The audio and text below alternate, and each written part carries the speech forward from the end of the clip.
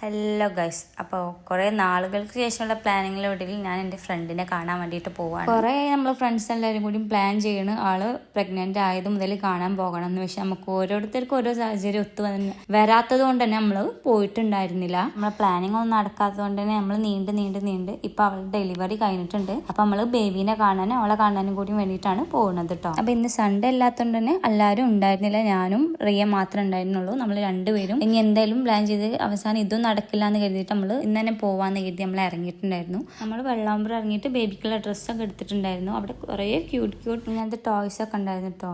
ഇത് നമ്മൾ എത്ര വലിയ ആൾക്കാരാണെന്ന് പറഞ്ഞാൽ നമുക്ക് എല്ലാവർക്കും ഇഷ്ടപ്പെടുന്ന ഒരു സാധനമാണ് ഇങ്ങനത്തെ ടോയ്സ് ഒക്കെ. അതിനുശേഷം നമ്മൾ ബസ്സൊക്കെ കയറി അവിടെ സ്റ്റോപ്പിൽ ഇറങ്ങിയിട്ട് നേരെ വീട്ടിൽ ഓട്ടോയിലാണ് പോയിട്ടുണ്ടായിരുന്നത്.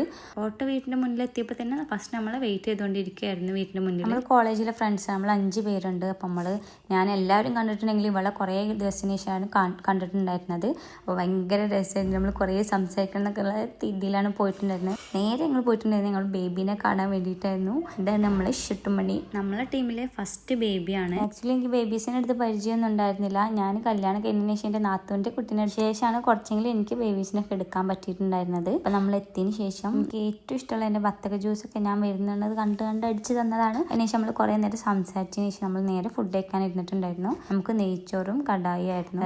നല്ല ടേസ്റ്റ് ഉണ്ടായിരുന്നു കേട്ടോ. ഞാൻ എല്ലാ ഫുഡ് കഴിക്കുമ്പോൾ നല്ല ടേസ്റ്റ് എന്ന് പറഞ്ഞാൽ വേറെ ഒന്നും ഉണ്ടല്ല, എനിക്ക് ഭയങ്കര ഇഷ്ടമായതുകൊണ്ടാണ് ഞാൻ പറഞ്ഞത്. അതിനുശേഷം റിയ സ്ഥിരം കലാപരിപാടികൾ സ്റ്റാർട്ട് ചെയ്തു. എൻ്റെ വീട്ടിലായാലും അവളെ വീട്ടിലായാലും ആരെ വീട്ടിലായാലും അവൾക്ക് ഞങ്ങളെ ഷെൽഫ് പറഞ്ഞാൽ അവളുടെ ഷെൽഫ് തന്നെയാണ്. അപ്പോൾ അവൾ ചെക്ക് ചെയ്തുകൊണ്ടിരിക്കുകയാണ്. വേറെ ഒന്നുമല്ല, നമ്മളെ ഷുട്ടുമണീൻ്റെ ഡ്രസ്സ് നോക്കിക്കൊണ്ടിരിക്കുകയായിരുന്നു കേട്ടോ.